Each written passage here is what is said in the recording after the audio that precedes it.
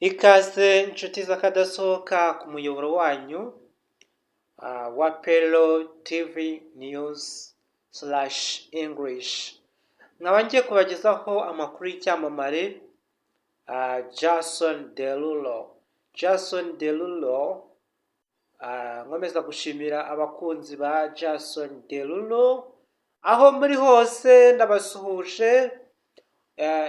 Uyu muhanzi rero akaba yaratangiye gukoresha imbuga nkoranyambaga ku itariki 21 z'ukwa karindwi 2008. Uyu muhanzi ndagenda mbagezaho imbuga nkoranyambaga akoresha n'ibyo yagiye akora bitandukanye. Murabizi ko mu minsi mikeya ishize yakoranye indirimbo na Diamond Platnumz, ariko uyu muhanzi arenze Diamond Platnumz, ararenze pe. Nyuma yo gukorana iyi ndirimbo yinjije amamiliyoni mu kwezi kumwe, ifite miliyoni nyinshi cyane zirenga 17. Iyi ndirimbo bakaba barayise Koma Sava. Wakwereka mwajya kuyireba abakunzi abatarayibonye uburyo Jason Derulo aririmba neza. Koma Sava ewan aratwika. Twakomeje. Uyu muhanzi Jason Derulo akaba afite video zirenga 2400 kuri social media ya YouTube cyangwa se ku mbuga nkoranyambaga nka YouTube. Akaba afite subscribe zirenga miliyoni 37. Akaba arenze Diamond we. Diamond akaba afite miliyoni 9 z'abasubscribe, amurenze kure. Diamond afite video igihumbi n'imisago. Urumva ko amukubye kenshi cyane. Nibyo nagenda mbabwira. Uyu muhanzi Jason Derulo nanone akaba afite indirimbo yakoranye na Nicki Minaj bita Swala cyangwa se Swala. Okay, Swala. Iyi ndirimbo yinjije billion mu myaka 7. Afite views billion. Twakomeje rero. Uyu muhanzi total views cyangwa se total views, nzajya agenda mbigisha ikinyamerika bavuga total, ntabwo mu kinyamerika bavuga total views. Total views ni igiteranyo cya views ziri kuri YouTube channel ya Jason Derulo. Akaba afite biliyoni 20 zirenga. Views ziri muri biliyoni 20 zirenga. Murumva rero ko yarakoze cyane. Afite amavideo ajya afite za miliyoni 500, 999, 400 gutyo. Ariko ibyiciro byose harimo izifite views 10,000, 100 gutyo. Ibyiciro byose hari indirimbo zifite views nkeya 100, 200, 300. Afite izifite za biliyoni, za miliyoni 215, 1, 2. Ibyiciro byose we ajya akora. Ntabwo ajya atsiba ngo iyi ndirimbo ifite views nkeya kubera ko biba byaramuvunye. Buri kintu cyose agiha agaciro. Kanze mbagezeho imbuga nkoranyambaga akoresha nk'umukunzi we, aho wamusanga ugakurikirana ibyo akora artist, nk'umunyamuziki cyangwa se artist. Ni umuhanzi w'icyamamare. Mboneyeho kubakira mwese abantu bashya cyane kuri uyu muyoboro wanyu wa Pelo TV News /English. Murakumva ko hiyongeyeho n'icyongereza. Abashaka kwiga icyongereza neza ndahari ngo mbafashe. Mwomeje gushimira abantu mwese mwagiye mukora subscribe, like na comment.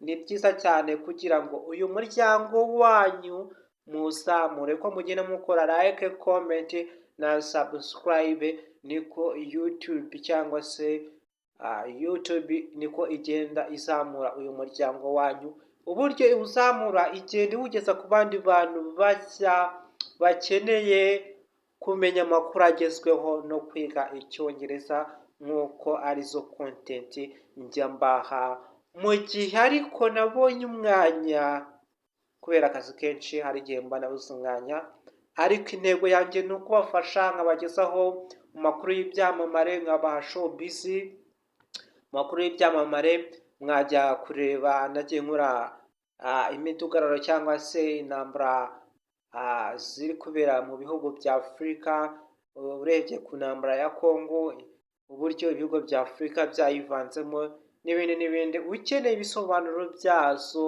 cyangwa se andi makuru yimbitse waza hano kuri YouTube channel ukareba munsi video zihari zindi nagiye nkora ni iby'agaciro nkomeje kubabwira ngo nanone babwira ngo ikaze Gen Z mbabwira ngo aba Gen Z mwese ndabakiriye ninjya mvuga Gen Z muzajye mwumva Gen Z ni umuntu cyangwa se ni abajeni nyine bikomoka kuri jeni ni abantu bazi amakuru kuri buri kintu nyine umuntu ugendana na viziyo n'uwo bita umujeni umuntu ugendana na viziyo Gen Z umuntu uzi amakuru ku buryo abagendana n'ibigezweho ari uwa viziyo iyi niyo slogan nzajya nkoresha cyangwa nsanzwe nkoresha cyangwa se moto amagambo ni amagambo umuntu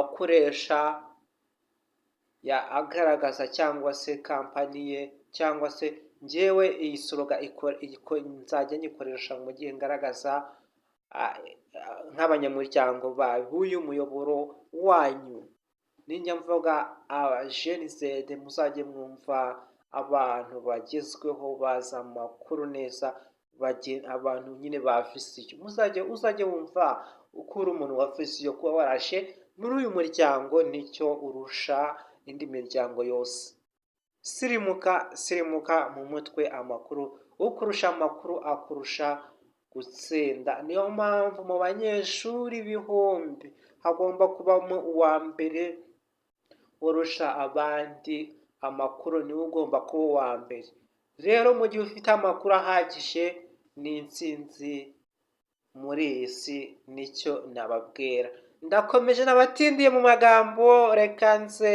dukomeze n'umuhanzi wacu w'umunsi icyamamare Jason Derulo nagiye mbabwira byinshi cyane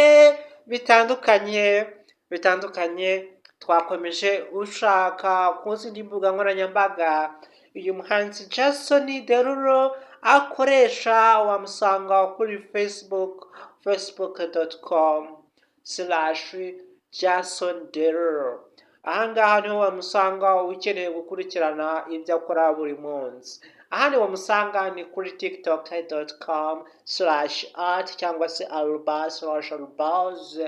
@albaz Jason Derulo nababwiye Facebook twakomeje kuri Twitter Twitter ye nayo ni x twitter.com/Jason Derulo nagiye mbabwira byinshi cyane ukeneye link ye kugira ngo uhite umukurikira umufollowinga nawe ube mu banyamuryango bande ba Jason Derulo link ye ni www.youtube.com/Jason Derulo amakuru nabateguriye yari ayo ngayo uyu munsi ndabakunda cyane naho muri video y'ubutaha ariko hari amavideo nagiye nkora atandukanye uyakeneye wagenda ukayareba n'ubuntu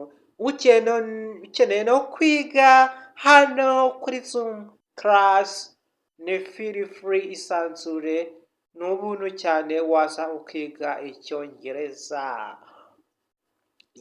umuntu uzajya wumva kubaza ngo se wavutse ryari ashobora kubivuga mu kinyamerika bikakunanira uzumva avuga ngo when were you born when were you born when were you born urumva rero ko kuza hano muri uyu muryango wa Geneset abakubaza ngo wavutse ryari nawe ugatangira ngo I was on ugakurikizaho itariki ukwezi n'umwaka nk'ibisanzwe nshuti mwakoze cyane kureba videwo ndabakunda.